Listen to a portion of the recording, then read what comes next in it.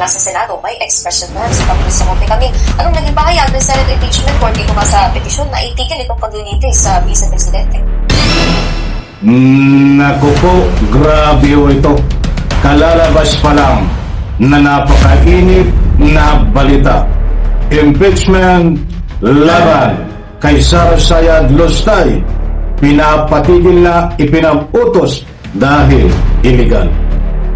Alright, welcome back to my YouTube channel. I'm Andy's Vlog.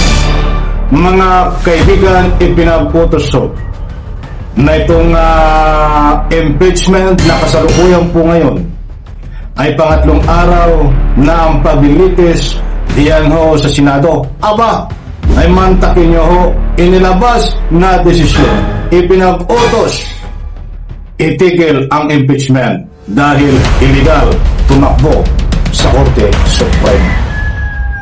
Mga kaibigan, pasuyo lang isang like sa video na ito, huwag pong kalimutan. Kung nagustuhan niyo po, please subscribe my YouTube channel. Matindi ho ito. Itong ibabahagi ko po sa inyo. Dahil dito sa pinag-utos na itigil ang impeachment dahil illegal. Ay gusto ko munang kunin ang inyong panig. Kayo ho ba ay naniniwala na illegal itong impeachment laban ho kay Sara Sayad?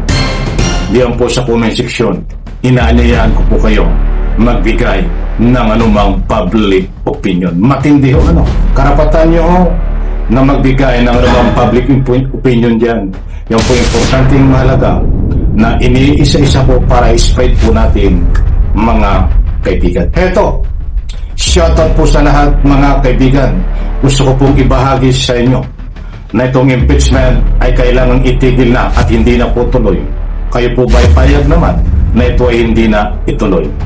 Ito po ang resibo, mga kaibigan, at nakapaloob po din dito ang mga dahilan kung bakit hindi ituloy.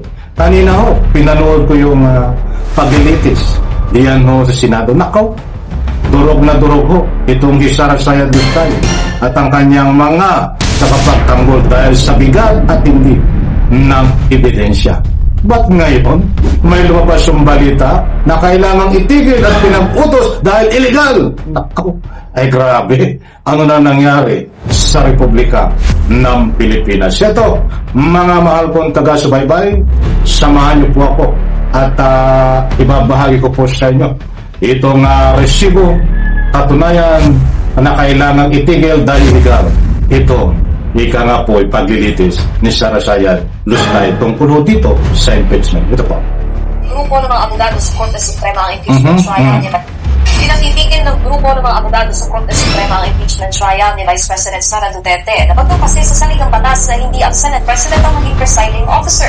Para sa detalye na mula sa Senado, may expression norms. Ipapilisamote kami. Anong naging pahayag ng Senate impeachment court dito nga sa petisyon na itigil itong paglilitis sa Vice Presidente? Pakinggan po natin ito mga kaibigan dahil importanteng mahalaga itong may kaugnayan sa impeachment ho. Bakit ipapatigil naman? Ay ilang araw na ho naglilitis? O ito po ang mga dahilan. Ito, naku.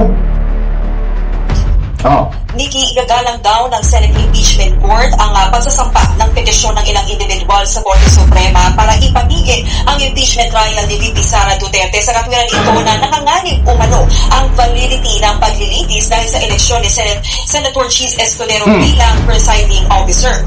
Sa isang press briefing kahapon, sinabi ni Attorney Reginald Tungkol, spokesperson ng Impeachment Court, na karapatan ng sino man na gawin ang inaakala nilang legal remedies pero hindi na lang magkukomento nito ang Impeachment Court bilang respeto sa sub-judice rule nang matanong kung susunod ang Senate Impeachment Court kapag pinagbigyan ng Supreme Court ang petition for temporary restraining order o status quo ante-order. Sinabi ni Atty. Tungkol na maaaring pagbotohan ang mga senator judges. Ipinaliwanag na hindi pwedeng isa lang ang magpapasya kung susundin o hindi ang Supreme Court dahil collegial body ang Senado o marami itong miyembro kaya kailangan ng botohan. Sa panguna ng abogado si Israelita Torion, pinatitigil ng grupo ng mga abogado sa Korte Suprema ang naturang paglilitis. Iginiitila na Senate President ang dapat mamuna sa impeachment impeachment trial alinsunod sa saligang batas.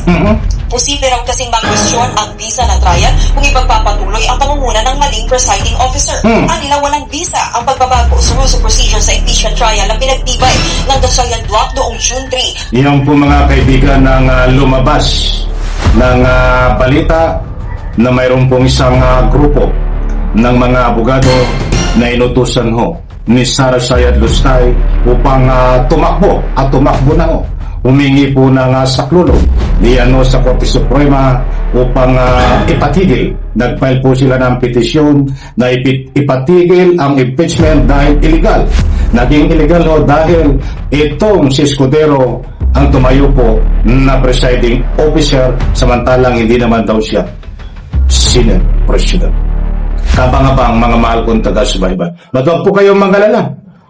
Kahit pa tumakbo itong mga ito at nagpasaklolo, diyan po sa Korte Suprema, hindi po mananaig yan. Dahil pinaliwanag na naman ho ng mga batikang abogado na hindi na pwedeng makialam sa mga ganitong usapin ang sinuman dahil may sarili po na ika nga po ay ginagampanan ang Senado tungkol dito sa impeachment. Nangyari na ho yan, mga mahal kong taga-subaybay. Nung kay Chief Justice Corona, iba rin po ang tumayo na presiding officer. Nung kay Irap Estrada, iba rin ho ang tumayo na presiding officer. Ngayon ho, iba rin ho ang tumayo na presiding officer.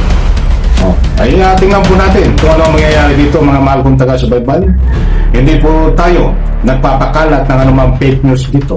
Datapwat sa puntong ito, nasabi natin na pinatitigil na at pinamputos ang impeachment sa paglilitis. Maliwanag naman ho, ayon sa balita na ito, na mga abogado na inutusan ho ni Sara Sayad Lustay upang tumakbo diyan po sa Korte Suprema at mag-file ng petisyon na itigil itong ginaganap na impeachment. Manandiyan po ang resibo mga kaibigan. Ba't hindi po kaya mapitigil yan? Diretso po ang impeachment laban ho kay Sara Sayad Lustay Duterte. But bueno, ayun naman ho sa tagapagsalita ng impeachment, gagalangin po nila kung ano ang magiging desisyon po. At kung sakaling magbigay ng anumang desisyon, ang Korte Suprema ay susundin po ng sino man na umahawak po sa impeachment. Ayon po sa pahayag ng tagapagsalita ng impeachment. Mga kaibigan, abangan po natin dahil maraming kabang-bango dito.